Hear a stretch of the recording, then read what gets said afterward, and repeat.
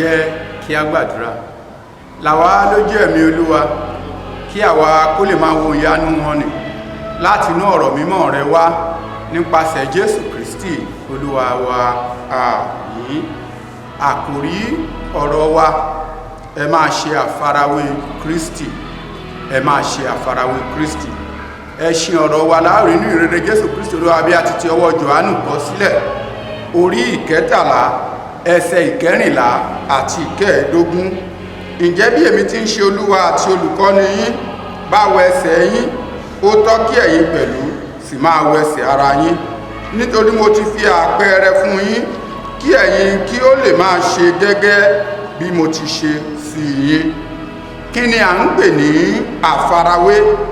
Àfarawé túmọ̀ sí kí ènìyàn máa wo ìwà, ìgbésẹ̀, ìṣe tàbí ìgbésí ayé ènìyàn kan ní àwùjọ fún àpẹẹrẹ ìsọ̀rọ̀sí, ìrìnsí àti irú ìgbésí ayé irú ẹ̀dá bẹ́ẹ̀.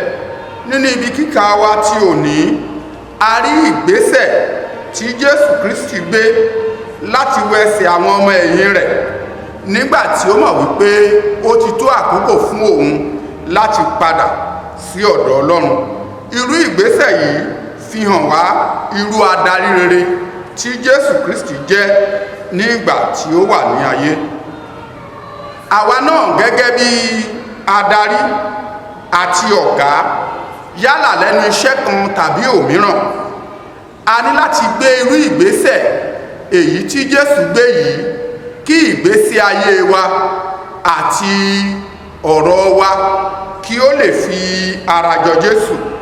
Nínú Fílípì orí 2 ẹsẹ̀ 5 sọ fún wa wípé ẹ ní èrò yìí nínú yín, èyí tí ó wà pẹ̀lú Kristi Jésù.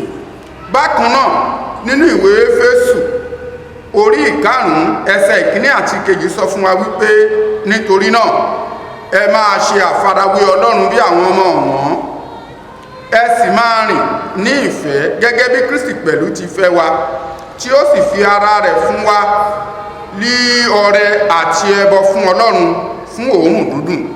Ẹ̀yin ará, nípa ti Olúwa, Paul àpọ́stélì fi yé wa wípé nínú Kọ́ríńtì kínní orí 11 ẹsẹ̀ 1 wípé ẹ máa ṣe àfarawé èmi, àní gẹ́gẹ́ bí èmi ti ń ṣe àfarawé Kristi. Kí ni àwọn ohun tí Jésù fẹ́ kí a ṣe àfarawé rẹ̀? Àkọ́kọ́, a gbọ́dọ̀ ní ìwà ìrẹ̀lẹ̀ gẹ́gẹ́ bí Jésù. Èkejì, a gbọ́dọ̀ fẹ́ràn àwọn aládùúgbò wa gẹ́gẹ́ bí ara wa. Gbọ́ Ísírẹ́lì, Olúwa Ọlọ́run wa, Olúwa kan ṣoṣo ni. Ìwọ sì gbọ́dọ̀ fi gbogbo àyà rẹ, gbogbo ọkàn rẹ, gbogbo inú rẹ àti gbogbo agbára rẹ fẹ́ Olúwa Ọlọ́run rẹ. Èyí ni òfin kìíní. Èkejì sì dàbí rẹ̀ wípé fẹ́ ọmọ ẹnìkejì rẹ gẹ́gẹ́ bí ara rẹ. Ẹ̀kẹta, Jésù kọ́ wa láti máa gbàdúrà nígbà gbogbo. Ẹ̀kẹrin, Jésù pè wá láti gbé àgbélébù wa lójoojúmọ́. Àti ìkarùn, Jésù kọ́ wa láti máa bọ̀wọ̀ fún àwọn adarí wa. Ẹ̀yin ènìyàn Ọlọ́run, ní àkókò Lẹ́ǹtì yìí, ẹ jẹ́ kí a máa ṣe àfarawé Kristi ní ìwà, ní èrò àti ní ìṣe wa. Ẹ̀mí láti ṣe èyí Ọlọ́run á fi fún wa nítorí Jésù Kristi Olúwa wa. Àmín.